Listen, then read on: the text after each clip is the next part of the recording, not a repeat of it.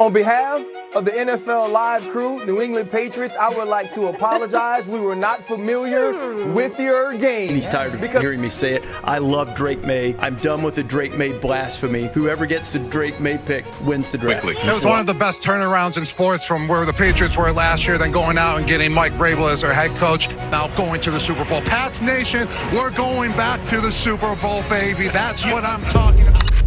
A year ago, the New England Patriots were a complete mess at 4-13, staring at years of losing. Today they're 14-3, one game away from the Super Bowl. The Patriots' way didn't die. Mike Vrabel brought it back stronger than ever. This dynasty isn't just history anymore. It's a warning to the rest of the NFL. To understand how the 2025 New England Patriots came back, you need to see how bad things got. For 20 years, Foxborough was unstoppable, a place where other teams' Super Bowl dreams died. We'll never see this run again, Jim. Brady's pass, it's intercepted and returned. Tom Brady is expected to be a Tampa Bay Buccaneer.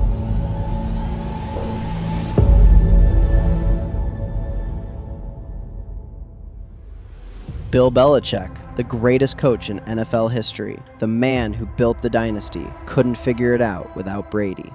The 2023 season was a disaster. The Patriots went 4-13 and looked completely lost doing it. They were outscored 72-3 over 2 games. They went 34 consecutive possessions without scoring a touchdown. Mac Jones was benched multiple times. The offense was so terrible that people were genuinely asking if this was the worst Patriots team ever assembled. And there was a real argument for it. This wasn't just a bad season. It was a complete collapse. The offensive play calling was a mess. Mac Jones and Bailey Zappi couldn't get anything going at quarterback. The offensive line was among the league's worst. Receivers couldn't get open. The team looked like they had no idea what they were doing. For the first time in over 2 decades, being a Patriots fan meant expecting embarrassment every Sunday. After 24 years and 6 Super Bowl championships, the Belichick era ended in January 2024. The Patriots and Belichick parted ways, and it felt like the end of everything. After Bill Belichick, Mayo, a former Patriots linebacker and Super Bowl champion, took over as head coach. He knew the Patriots way. He lived it. The thinking was that he could bring back that championship culture and connect with the modern player in a way Belichick couldn't anymore. Instead, 2024 was somehow even worse. The Patriots matched their 4-13 record from the year before. They started 1-6. They lost 6 straight games. Mayo struggled badly as a first-year head coach. He drew criticism for calling his team soft after a loss, something that went against everything the Patriots stood for. Disappointing game. We came out, we started fast. What I would say is, look, we're a soft football team across the board. Players were reportedly frustrated with the team's direction. There were public complaints from people in the organization. The old Patriot way was dying right in front of everyone. By December 2024, fans were publicly voicing their anger. Some chanted for Mayo to be fired. Games had noticeably lighter crowds later in the season. The media was already discussing Mike Vrabel as a potential replacement. However, days later, Mayo was fired. Minutes after that, the Patriots made it official as a statement from Robert Kraft came in. This has all transpired in the last 90 minutes or so, and the Gerard Mayo era, 1 year, is over. Then came the hire that changed everything. Mike Vrabel, a guy who lived and breathed Patriots football, a multiple Super Bowl champion who understood what this team was about, but also knew how to win in today's NFL. And Vrabel didn't just bring plays. He brought standards. He brought discipline, structure, and real accountability. The message was clear. The losing was over. The Patriots were back. The 2025 offseason will be remembered as the moves that saved Drake May's career. Mike Vrabel and the front office didn't just add players, they built a real team. First, they fixed the offensive line. With early draft picks, the Patriots grabbed Will Campbell at left tackle and Jared Wilson, another huge lineman. 2 massive guys built to make sure May would never get destroyed like he did in 2024. Then they added speed with Travion Henderson, a lightning-fast running back who could turn any short pass into a big play. But the biggest move of the offseason came from free agency, Stephon Diggs, a proven superstar receiver who gave Drake May the reliable target he desperately needed.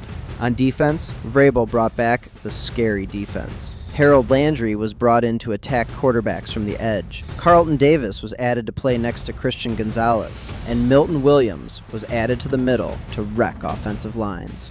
The result was a huge 14-3 regular season. The AFC East title came back to Foxborough. The Patriots were the number 2 seed in the AFC, but every Patriots fan knows the regular season is just practice. The real games start in January. Mike Vrabel, first year coach and headed to the AFC Championship. What do you like about playing for him? Everything. The accountability of everybody on our team. The family-oriented team that we have, the closeness, the close-knit team that we got, the competitiveness that he brings every single day. Man, he just get us ready to play, man. And he believe in us, and he got us believing in his message. Since OTAs, every single day we've been coming in working and, believing in, our identity. And, week in, week out, building that consistency and that confidence. And, we in the AFC Championship now. What Mike Vrabel has done this year, it's not hyperbole, is historical. There has been one coach in the history of the NFL that has done what he's done. Guess who it is? Bill Belichick, somehow. So what is this? This is saying is a coach took over a team, and that team had 5 or fewer wins the season previous, and within that first 2 years, Belichick did it in his second year. Vrabel obviously has done it in his first, takes him to the Super Bowl. Wildcard weekend saw the Los Angeles Chargers come to Foxborough with a good offense that could score a lot of points.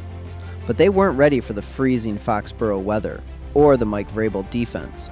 Final score, 16-3. This score tells you everything about the style of football the Patriots brought back. It was ugly, it was physical, and it was Patriots football.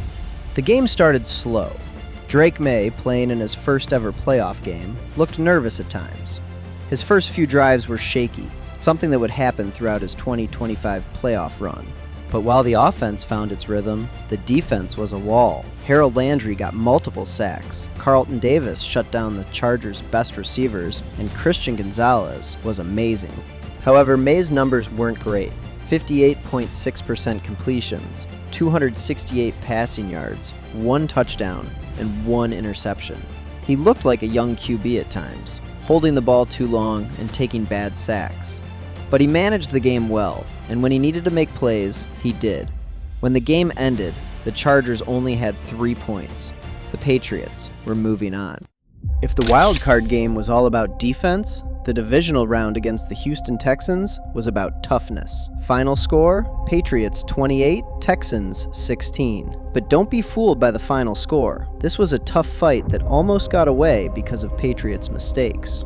Drake May's shaky playoff run continued, but this time the mistakes were worse. May had 1 bad interception and multiple fumbles after getting sacked. For a moment, the memories of the terrible 2024 season came back. The Texans took an early lead, and the Foxborough crowd went quiet. But this is where the Vrabel effect showed up. Instead of falling apart, the team got tougher. The defense decided they wouldn't let May's mistakes ruin their season. Milton Williams dominated the middle, while Harold Landry, Keon White, and Christian Gonzalez all played incredible. The Patriots are heading to the AFC Championship after a 28-16 win over the Houston Texans here at Gillette Stadium on Sunday night. The Pats will now head to Denver next Sunday to battle the top-seeded Broncos, with the winner moving on to Super Bowl 60. The Denver Broncos were all that stood between the Patriots and the Super Bowl. On paper, it looked easy for New England. Denver's star QB, Bo Nix, got hurt in the previous round, so the Broncos had to start Jarrett Stidham, a backup quarterback. It looked like a mismatch, a backup QB in a huge playoff game in January against a Mike Vrabel defense. It looked like it would be a blowout, but the NFL is never easy. Denver still had a top 5 defense with physical, well-coached players and a talent for creating turnovers. For 3 quarters, this game was exactly the trap everyone feared. Denver's defense destroyed Drake May. The Broncos forced 2 turnovers, and the score stayed way too close. But in the 4th quarter, the Patriots remembered who they were. The defense locked down when it mattered. Christian Gonzalez picked off a Jarrett Stidham pass late in the game. The offense answered when Drake May ran for a clutch 6-yard touchdown to give New England the lead. The Patriots' defense held strong until the end. Final score, 10-7. The Patriots were going to the Super Bowl.